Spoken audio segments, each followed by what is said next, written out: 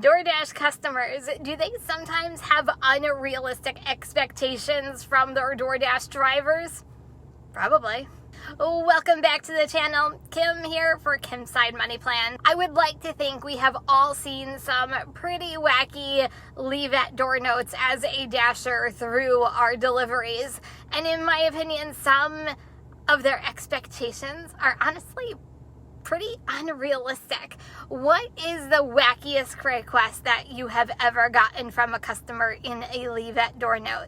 You might think some of these are wacky, maybe a little odd, maybe you just don't care, or maybe they make you go, huh? So here is the first one I got last night. Leave at door, non-smoking driver, please.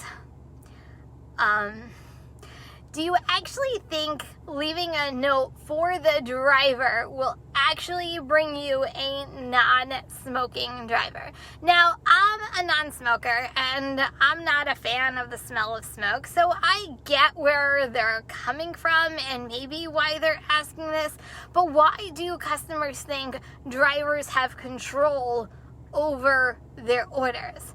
Ooh, we have so much power, right? No, we have absolutely zero power. Customers, we have literally jack. We have the power to pick up and drop off. That's it. We do not see these notes, most of us, until we leave the restaurant. We're usually in the car or we're actually on the way. And I think that's a misconception from a lot of customers. I feel like they think that we see these notes as soon as the order pops up on our screen. And we don't. Customers, when you ask for something extra, chances are you're not going to get it, especially if you leave it at the leave at door notes. So the question remains, is this request unrealistic? In my opinion, yes. We as drivers and you as customers have no say in what drivers get assigned to any orders. It's random. It's an algorithm. Smoker or non-smoker, there is really no choice. Have you seen a note like this before? Okay, next one. Leave at my door. 2 friendly dogs. If you are afraid, beep your horn and I will come out. Really? This one honestly drives me crazy. Why, oh why, do customers feel as though it's acceptable to keep their dogs out when they know, they absolutely know, they ordered food or even groceries and they know a driver is arriving? I don't care whether the dogs are friendly or not, but that's the thing. Not all dogs are friendly. And as the owners claim that they are friendly, how do you not know the DoorDash driver is afraid or how your dog will actually react to the DoorDash driver? Honestly, this could be a disaster or a recipe for a disaster for a dog attack. And then you as a driver, you're like out of commission or you can't even work because you got a dog bite or you got attacked by a dog.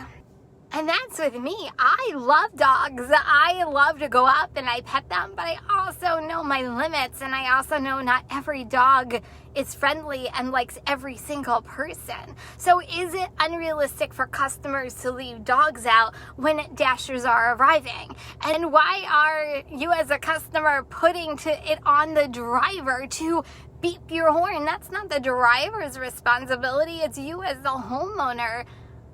I don't understand. I don't get why homeowners aren't afraid of lawsuits. I just don't get it. Same thing goes with snow. Why aren't homeowners afraid that someone's going to trip and fall on your snowy sidewalk because you didn't shovel? I feel like I can go on about this, but anyway. Lastly, this did not happen last night, but this happened last week. I did a shop and pay, went to deliver the order, and they put their work address down instead of their home address. So when I arrived at the address that was in the app, it was a completely dark building on a Sunday night. So I called the customer and they swore they were right and they put the correct address down because they used their computer. Okay, well, I told him what the address was, and Captain Obvious said, "You're definitely not at the right address." I'm like, no kidding. Not once did he apologize or say I must have entered it wrong. So then I asked him what was his correct address, and it was 20 miles away. And he was expecting his groceries, right? Almost borderline demanding his groceries arrive on his doorstep because he couldn't possibly be wrong. Not that. So I called support and they canceled the order since it was way out of my zone and I wasn't willing to travel that far away. Not for what the order was worth. It wasn't worth it. So was this customer's expectation of driving 20 more miles just a little high? In my opinion, absolutely. Yep. Don't get me wrong. There are some truly wonderful and generous customers out there, and those customers make doing this all worth it. But when you see things like this happen often, does it make you think that some customers' expectations are just a little too high?